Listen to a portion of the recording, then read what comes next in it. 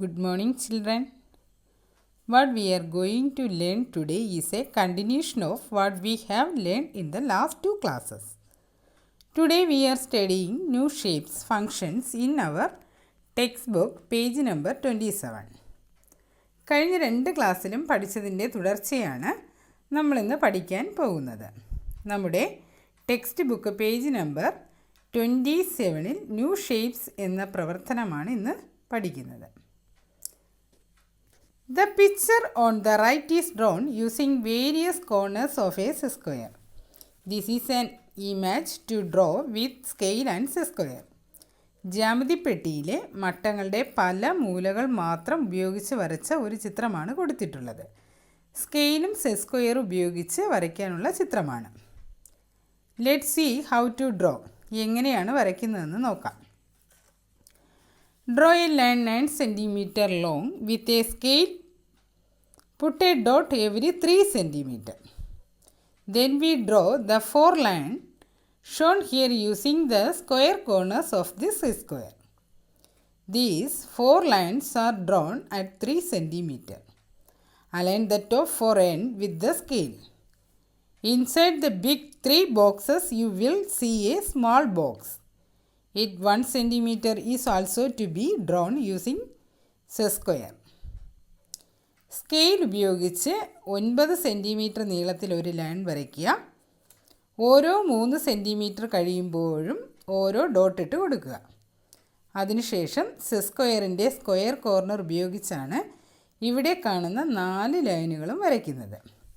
ഈ 4 ലൈനുകളും 3 സെൻറ്റിമീറ്ററാണ് വരയ്ക്കുന്നത്. മുകളിലത്തെ 4 എൻഡ് പോയിൻറ്റുകളും സ്കെയിൽ ഉപയോഗിച്ച് യോജിപ്പിക്കുക. വലിയ 3 ബോക്സിനകത്ത് ഒരു കുഞ്ഞു ബോക്സ് കാണാം. അത് 1 സെൻറ്റിമീറ്റർ ആണ്.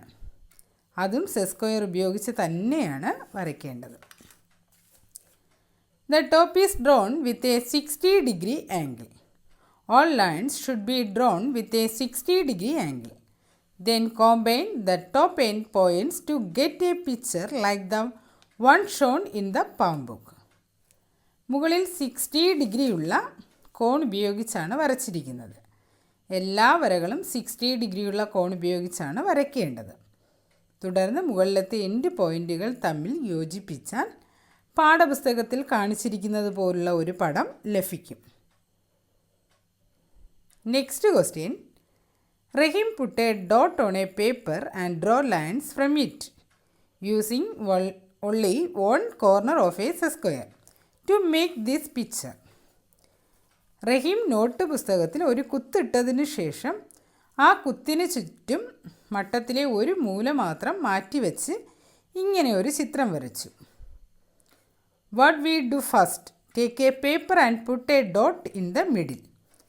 After inserting the dot, we need to use a corner of the square in that dot.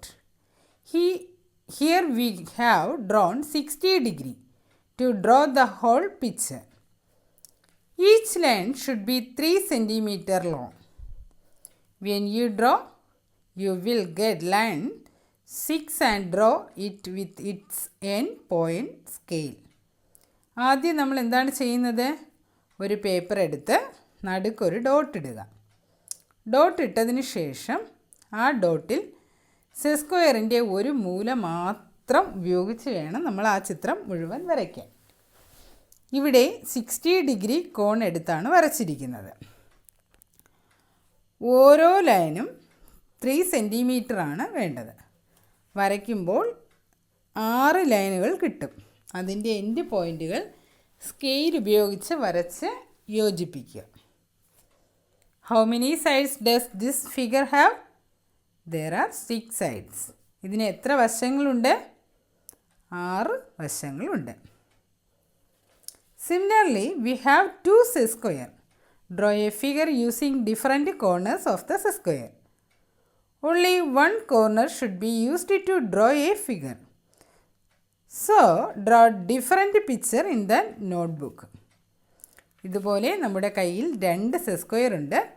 ആ സെസ്ക്വയറിൻ്റെ വിവിധ മൂലകൾ ഉപയോഗിച്ച് ഫിഗർ വരയ്ക്കുക.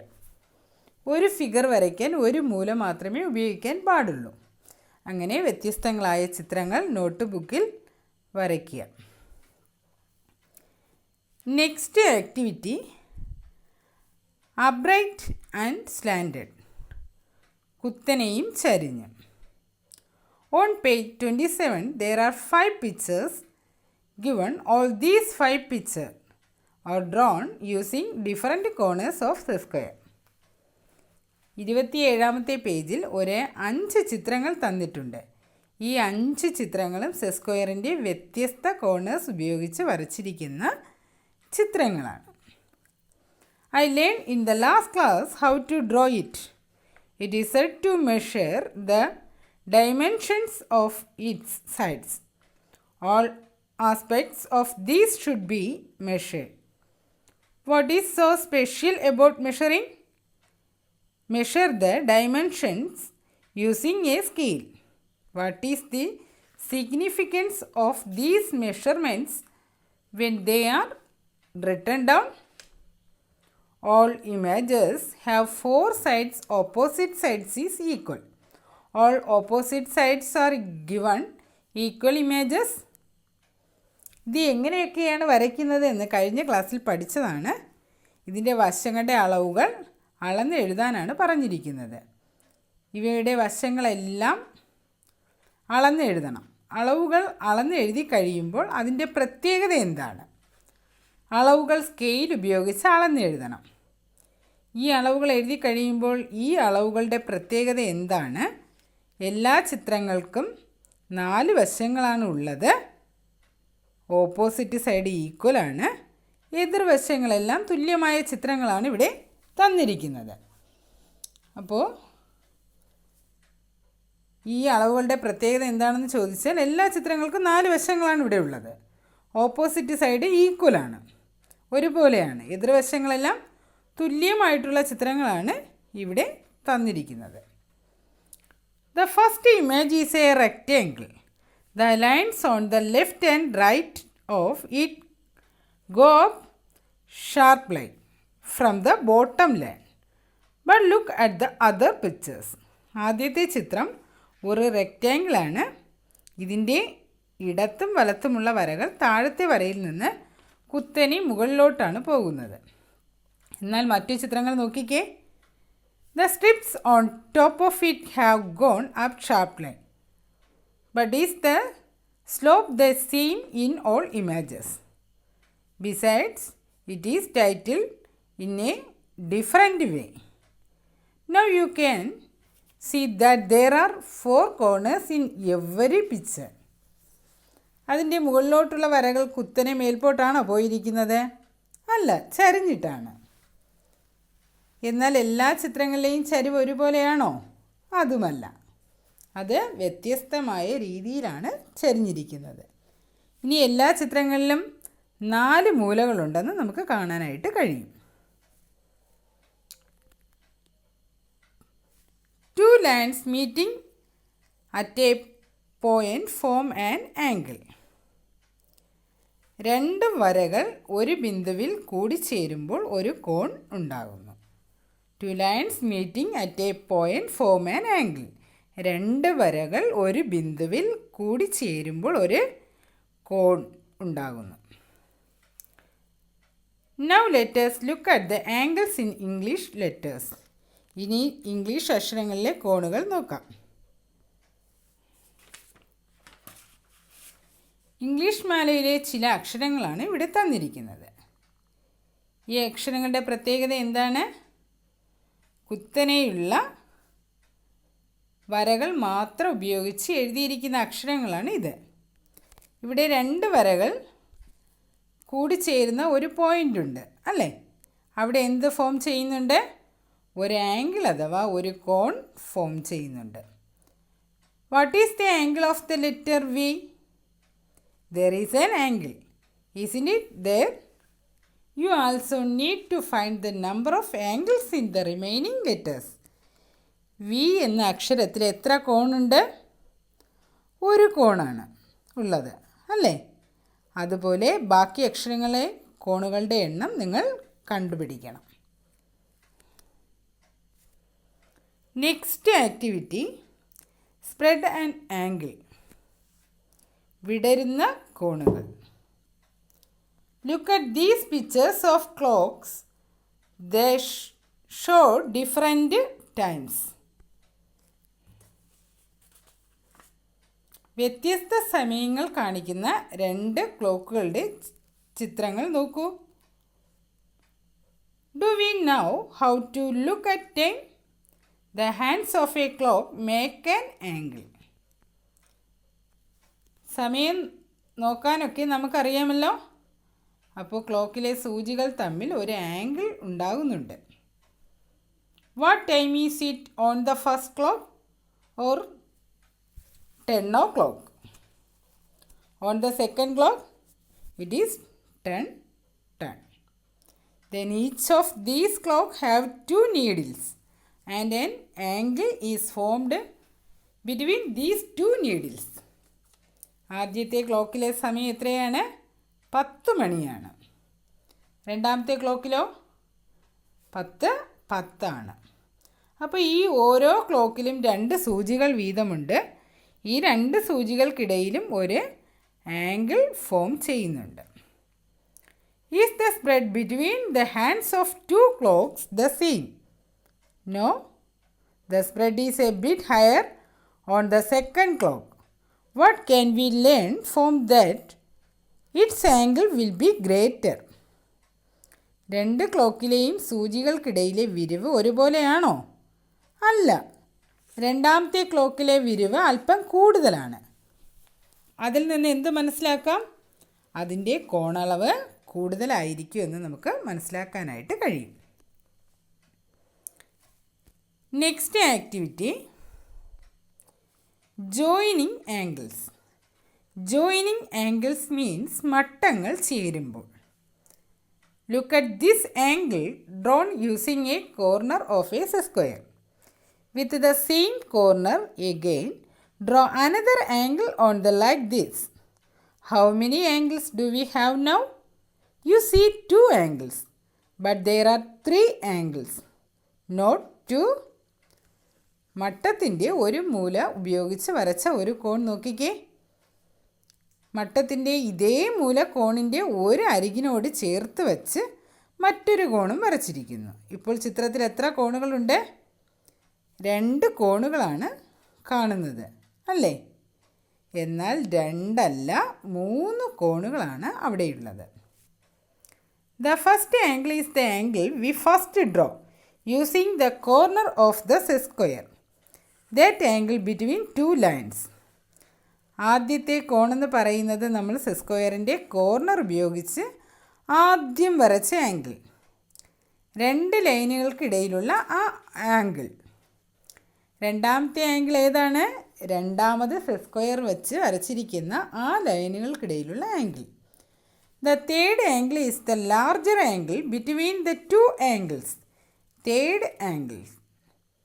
ഇനി മൂന്നാമത്തെ ആംഗിൾ എന്ന് പറയുന്നത് ഈ 2 ആംഗിളും തമ്മിൽ ചേരുന്ന ആ വലിയ ആംഗിളാണ് മൂന്നാമത്തെ ആംഗിൾ.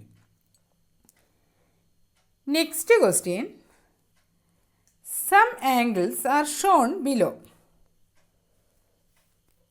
മട്ടത്തിൻ്റെ മൂലകൾ ഉപയോഗിച്ച് വരച്ച കോണുകളാണ് ചുവടെ കാണിച്ചിരിക്കുന്നത്. Which is the smallest among these? ഇവയിൽ ഏറ്റവും ചെറിയ കോൺ ഏതാണ്? The smallest angle is the angle at which the gap between the 2 lines decreases.